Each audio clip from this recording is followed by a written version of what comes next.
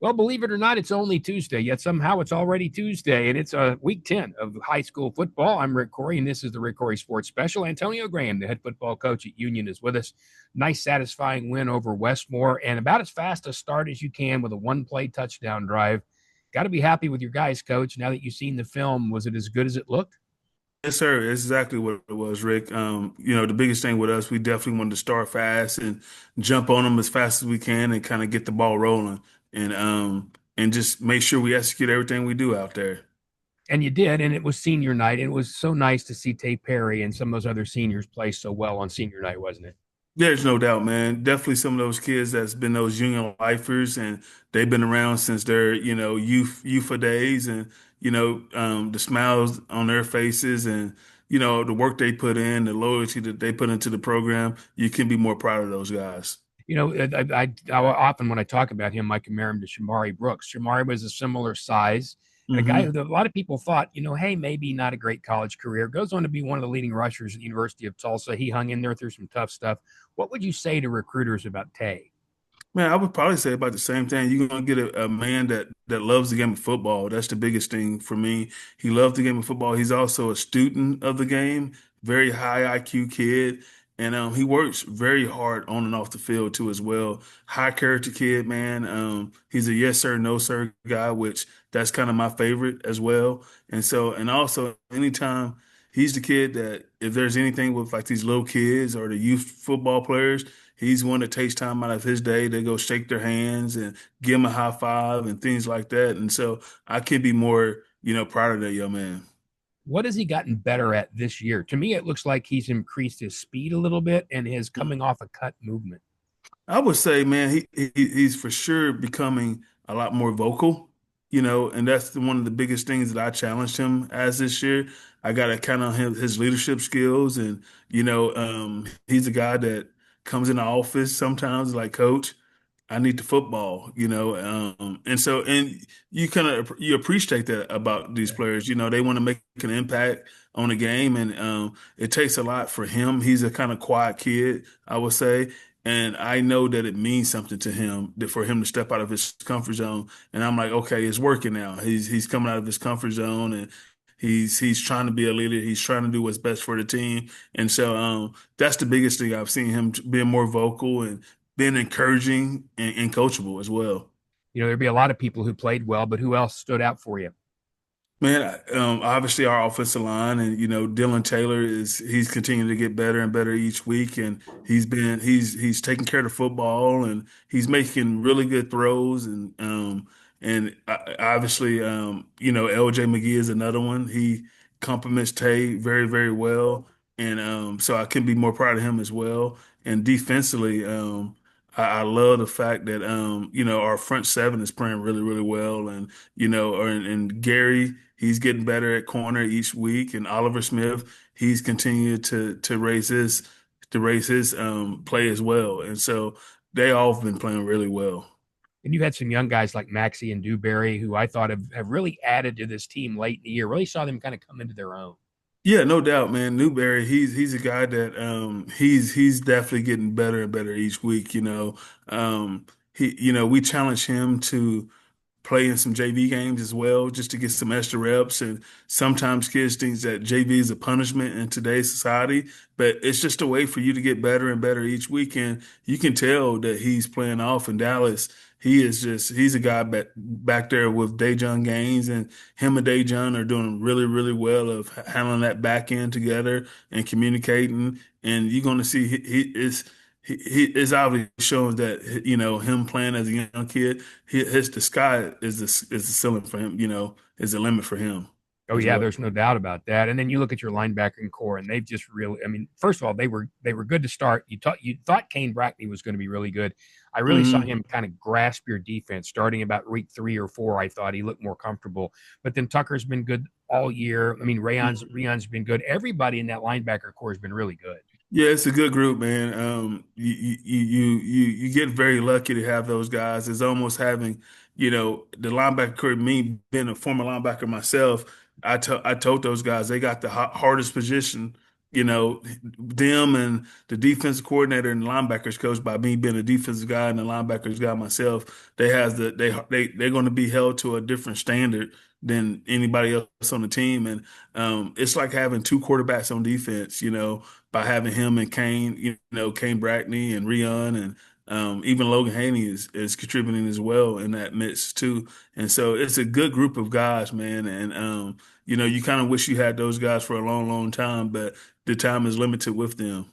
Yeah, but at least you got some of them for another year and some of them even for a couple of years, the guys we Yes, talked sir. about.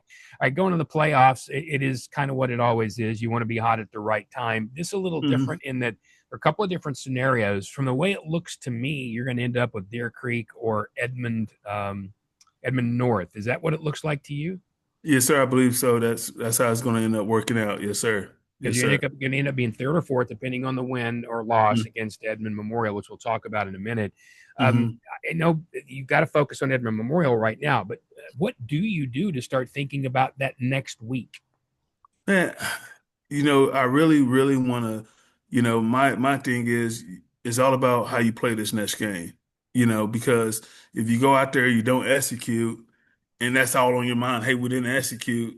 How are we going to get better? So the biggest thing is we got to make sure we play a win, lose, or draw. We got to play hard, Rick. That's what I want to see, and I can work with that or whatever. But when you go out there and you don't play very well and you don't execute, you go in the playoffs not feeling really good about yourself. So it kind of for me, it all depends on the outcome of this game for me to even look forward to anything else. I want our guys to just go out there this week and compete, man, and no matter what the scoreboard looks like. And so no matter what, we're feeling good about moving forward. We can't take a step back, even in a loss sometimes, you get better in some ways or whatever. And sometimes the ball don't go your way or whatever, and so I just want us to continue to get better, Rick, no matter what.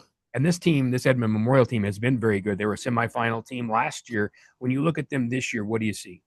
Man, I see the same type of team that I saw last year, man. These kids, they're a really, really good, well coached football team. They're very sound. Offensively, they throw a bunch of formations at you, kind of like Bisbee do as well. And so you got to be able to adjust, and you got to be able to line up right. They throw a bunch of formations at you to see how you line up. And if you line up wrong, you better believe later on down the game, you're going to continue to get that until you adjust well. So we just got to and they shift and do a lot of movements. They run a bunch of unbalanced a little bit as well. They play with a couple of tight ends that are pretty physical. I just think they're a well coached football team, and we got to be able to take care of business on the road, Rick. Offensively, who jumps out at you? Any positions specifically you Man, look at? for those guys, man, obviously they run the football very, very well. They do a dang good job. They have a linebacker that kind of goes both ways, and he's a tough kid, and he's going to get downhill and run straight ahead right at you as well. And they have a receiver as well that they like to get on the perimeter on run games and stretch the field with. Their quarterback does a really good job of managing the football game. I'm kind of glad the quarterback they had from last year, he's not there anymore. Yeah. But this kid right here, he don't make very many mistakes. He does a really good job of just managing the game and giving the football to his playmakers. When you talk about defensively and somebody throwing a lot of formations at you, we hear a lot of coaches now talking about simplify defensively, but you still have to be able to defend a bunch of different kinds of formations. How talk me through that as a defensive coach? How do you work your players through? This is going to be really complicated, but we're going to make it simple. Well, the biggest thing is you got to be able to communicate. That's the biggest thing for me is you got to be able to recognize what they're trying to do, and if they come in real tight, just imagine if they're real out wide. It's the same thing. If they line up in two by two wide and then they tighten it up, it's for a reason. You know what I mean? And just giving them and basically for me, Rick, you have to show them pictures on the board and give them illustrations. And the more you can give them illustration and make it make sense to them and give them a reason why, and just keep freaking pounding it to them, they continue. They hopefully they get the gist of it or whatever. And so, but the biggest thing is you got to be able to communicate and identify the red flags, like if they put a freaking tailback at receiver, well, that's unusual. That's something that you may want to communicate, And so that's the biggest thing is you got to be able to communicate and understand what they're trying to do. That's a thrown around word, communication. And that doesn't just mean coaches to players, it means Mm. player to player. So that's got to start at the near side corner. It's got to go to the far side. You got linebackers calling something, you got defensive backs Yes, calling sir. something. We're talking about a lot of players talking to each other, aren't we? Yeah, there's no doubt, and it starts with the middle linebackers. They want to seize it, and then your secondary identified, and you just want it all communicated across the board. Even when you're wrong, one person can't be on this page, and the other person can't be doing something. If I call something and it's something wrong, let's everybody be wrong together, And so at least there's not several people on a different page or anything like that. And so we have ways where hey, Dejan, if we don't get a call in, call this, and just make sure everybody's on the same page, because sometimes, we don't get to call in sometime in Right. time enough, and sometimes we got to put it on the kids to make us right sometimes, and so and you got to practice those situations. Yep. Everything is in today's game. You got to practice everything, and so that's what we got to do a good enough job of. And 9 times out of 10, if you see some receiver 20 yards open, that's because of a communication error, isn't it? There's no doubt somebody did not get the call, and somebody's eyes wasn't right, and it's all about focus. You got to be able to focus, and that's when it come down to right now. I mean, that's why I told our kids this week, Rick, the team that's focused well and able to execute, you got a good chance of winning this football game. Where has this team gotten better as the season's gone along? And where at the end of the year do you need to see them step up to take that next step in the playoffs? I think there's each week we're getting better. Defensively, we're doing a lot better job of tackling, and that's been a big thing for me. You got to be able to tackle really well, and you seeing the improvements that, and you also seeing improvement us lining up right and communicating right. You're not seeing too many balls or wide open guys. We may be there, a kid may get beat, and I can take that sometimes as a coach, but what I can't take when there's guys running wide open and somebody don't get the call. That haven't happened very much to us. The biggest thing for us is defensively, we're doing a lot better job of using our hands up front and staying in our gaps and gap integrity. That's always good. And then offensively, we're protecting a lot more better now, and some of that just been coming with experience, Rick. We're playing a bunch of kids this year that was not starters. I think on both sides of the ball, there's a handful of kids that played last year, and these kids are now getting that experience and they're getting better. As you can tell, Dylan Taylor is a great example of that. Throughout the year, he's gotten better and better and better each game. And you're seeing that our receivers, they're now, getting open and finding the scrabble drill and things like that. So they're being very coachable. And the biggest thing for me is by the end of the year, I just want that continue to get better throughout the whole thing. Continue to tackle more, win on first downs, get them behind the change early. And one thing I have to improve on defense, we got to get off the field on third down, Rick. That's what kind of killed us at BA a little bit. There were, 8 for 12 or something like that on third downs. It's going to be hard to win ball games that way, and because they're controlling the ball a lot more, and we're doing a lot more better job offensively too, Rick, of controlling the football. Mhm. When we get to the red zone, we got to be able to score, And so I got to see us capitalizing on those opportunities when we get them. I don't want to get you in trouble with officials, but have you ever had 6 holding calls go against you in about a quarter and a half? No, I have not. No, I have not. But